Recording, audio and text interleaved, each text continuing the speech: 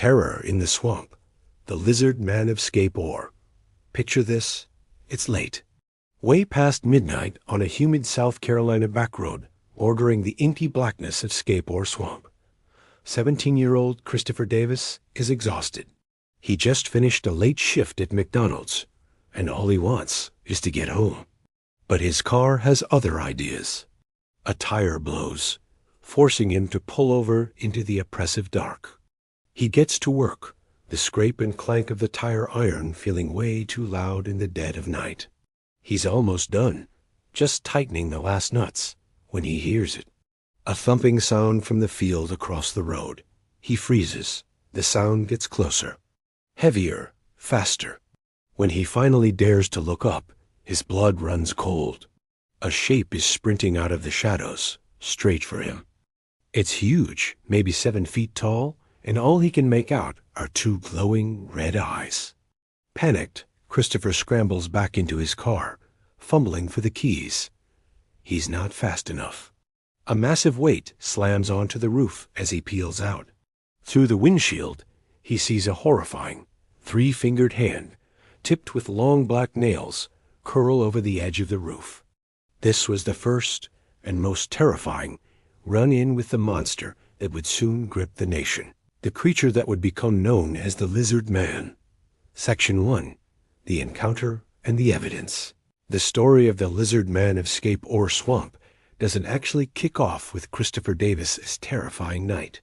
It starts 2 weeks later, on July 14, 1988. The Lee County Sheriff's Office gets a call from a family in the Browntown area, right on the swamp's edge. They say their car had been torn up overnight, in a really weird way. When Sheriff Liston Truesdale arrives, he finds a vehicle that looks like it lost a fight with something seriously angry. Deep scratches and what looked like tooth marks were gouged into the metal. The chrome trim was chewed on, and weird clumps of hair were stuck in the mangled fender. And then there were the footprints, large, muddy, and unnerving. Truesdale was a seasoned lawman, not someone who jumped to wild conclusions, but this was tough to explain. As he poked around, locals started sharing whispers of a large, strange creature seen lurking in the woods. It was the news of this mangled car that finally gave Christopher Davis the courage to come forward. For 2 weeks, he'd kept his story to himself, afraid everyone would think he was crazy. But now, he walked into the sheriff's office and told them everything. He laid it all out, how after changing his flat tire back on June 29th, he saw the creature running at him from about 25 yards away. He described a 7-foot-tall beast with green, scaly-looking skin that seemed wet. It had 3 long fingers on each hand and eyes that glowed furious red in the dark. He explained how he dove into his car just as the creature grabbed for the door handle. He told the sheriff that as he sped up to 40 miles per hour, the creature somehow kept up, leaping onto the roof of his moving car. Davis swerved like a madman to shake it, and the beast finally slid off the back and vanished into the night. When he got home, shaking and hysterical, the proof was right there on his car. The side view mirror was wrecked, almost torn from the door, and deep scratches were gouged into the roof. Sheriff Truesdale listened closely. He knew Chris Davis and his family. The teen wasn't known for making things up. Still, the story was just out there. To be sure, Truesdale asked the 17-year-old if he'd take a lie detector test. Davis agreed on the spot. He passed. Suddenly, this wasn't just a simple vandalism case. The sheriff's office had a credible witness, a past polygraph, and physical damage, all pointing to an encounter with something that shouldn't exist. Davis even provided a chillingly simple sketch of the creature. And then came the footprints. Not long after Davis told his story, deputies were called to another scene near the swamp. There, in the soft mud, were enormous 3-toed footprints, unlike anything they'd ever seen. Experts who examined them stated the tracks didn't match any known animal. Sheriff Truesdale and his deputies carefully made plaster casts, preserving the most tangible evidence they had. These casts would become iconic, a physical symbol of the monster. The sheriff took it all so seriously, he even considered getting the FBI involved, though he was later talked out of it. The stage was set. With a witness, car damage, and mysterious footprints, the story was about to break out of Lee County and go global. Section 2. Lizard Mania. The second the story hit the papers, it exploded. A 7-foot lizard monster attacking a teenager? The press couldn't resist. The phenomenon was quickly nicknamed Lizard Mania, and it wasn't just local news. The Washington Post, London's Sunday Times, everyone was running headlines about the Bishopville monster. Sheriff Truesdale later said his office was swamped, with calls from as far away as Japan and New Zealand.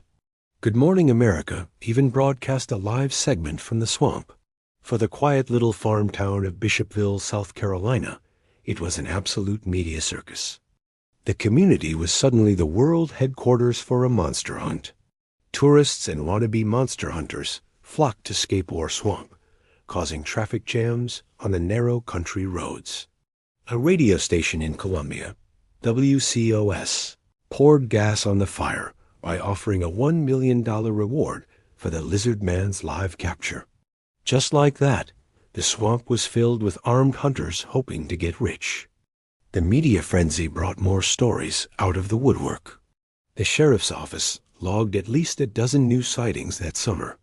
People claimed to see a large, reptilian creature crossing roads. More reports of mangled cars popped up, all with the same strange bite marks and deep scratches. Deputies were spending most of their time chasing down lizard leads. The whole county was on edge. This wasn't a one-off incident anymore. It was a pattern, but with fame comes fakers. On August 5th, an airman from nearby Shaw Air Force Base named Kenneth Orr made a bombshell claim. He filed a police report saying he'd run into the lizard man on Highway 15 and shot and wounded it. As proof, he handed over a small amount of blood and what he claimed were scales. For a moment, it seemed the mystery was cracked. But the evidence fell apart almost immediately. The scales were just fish scales, and 2 days later, Orr admitted he'd made the whole thing up to keep the story in the news. He was charged with filing a false police report. The Orr hoax was a turning point. It injected a huge dose of skepticism into the whole affair. Was this all just a bunch of hoaxes and tall tales? Section 3. The investigation and the theories. As the summer of '88 wound down, Sheriff Truesdale had the unenviable job of separating fact from fiction. On one hand, he had Christopher Davis, who passed a lie detector test. He had plaster casts of 3-toed footprints that experts couldn't identify. And he had a string of cars with bizarre damage.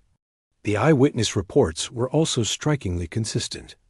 A tall, bipedal creature, green scaly skin, glowing red eyes. Several respected community members came forward with their own sightings. Sheriff Truesdale, who was trained at the FBI Academy, noted the genuine fear in many of them, a sign he recognized as an indicator of real trauma. One confidential report even came from an Army Corps of Engineers colonel who claimed he saw a creature that was half dinosaur, half man run alongside his car one night. He refused to go public, fearing he'd be ridiculed. So that was the case for the lizard man. But for every piece of evidence, there was a perfectly logical counter-argument. The most popular theory? It was just a big black bear. Bears can stand on their hind legs. They're incredibly strong, and they could definitely do that kind of damage to a car. Seen in the dark by someone who's already spooked, a bear could easily look like a monster. Skeptics argued that some of the footprints might have just been distorted bear tracks. And then there's the human factor. A Kenneth Orr hoax showed people were willing to lie for attention. Could Christopher Davis's story have been a fabrication too? While he passed a lie detector test, some researchers later questioned its validity. Over time, a few details in his story changed with repeated tellings, like whether the creature had scales or was just caked in mud. Skeptics also wondered how he could have seen details like scales and 3 fingers on a dark, moonless night. One of the most interesting skeptical theories came from an investigator named Alicia Lutz. She suggested that what Davis really saw was a local butterbean farmer named Lucius Elmore. Elmore had been guarding his crops from thieves. He claimed that on that same night he heard a tire blow out, and thinking it was a thief, he walked toward the road to check it out. According to Elmore, when the young man, presumably Davis, saw him step out of the darkness, he screamed and sped off. Could the whole lizard man legend be a simple misunderstanding? The case was a tangled mess. For every person convinced they saw a monster, there was another with a down-to-earth explanation. Sheriff Truesdale himself stayed on the fence, famously saying he could neither prove the creature was real, nor prove that it wasn't. The investigation hit a dead end. With no body and no clear photo, the lizard man seemed to just melt back into the swamp, leaving behind a wild story and a few plaster casts. CTA mid-roll, the summer of 1988 left Bishopville with one heck of a mystery. Was it a real cryptid, a misidentified bear, or a series of hoaxes? The debate is still going strong today, and that's where you come in. After hearing the initial evidence, what's your theory? Let us know in the comments. And if you're enjoying this dive into one of America's weirdest monster tales, be sure to hit that subscribe button, because the story of the lizard man is far from over. Section 4. The Legacy and the Unsolved Mystery. In the decades since that wild summer, the lizard man of Scape Ore Swamp has gone through a pretty amazing glow-up. The monster that once tore up cars and terrified a town has slowly become its most famous resident, a scaly, beloved mascot. It's funny how folklore works. Time has a way of turning monsters into myths. Bishopville and Lee County have fully embraced their local legend. The story now draws tourists not out of fear, but for fun. You can find the lizard man on t-shirts, coffee mugs, and local business logos.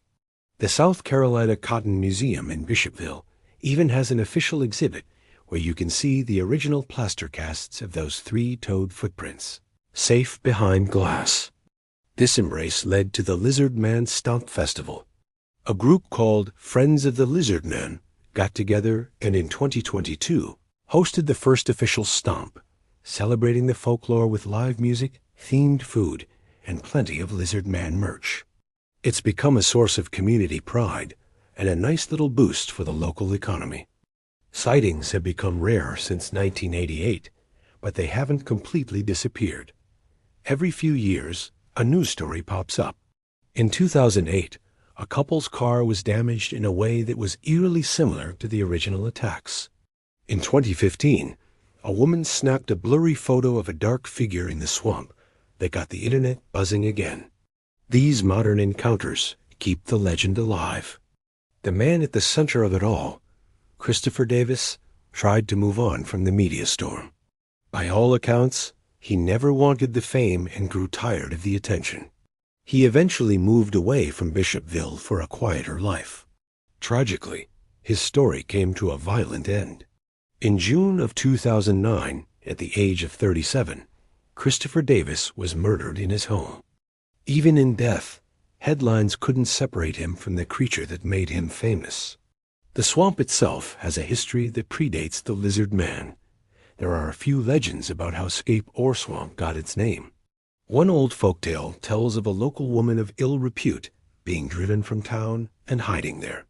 While the exact origin is lost to time, the name suggests it's long been a place for outcasts and dark local stories.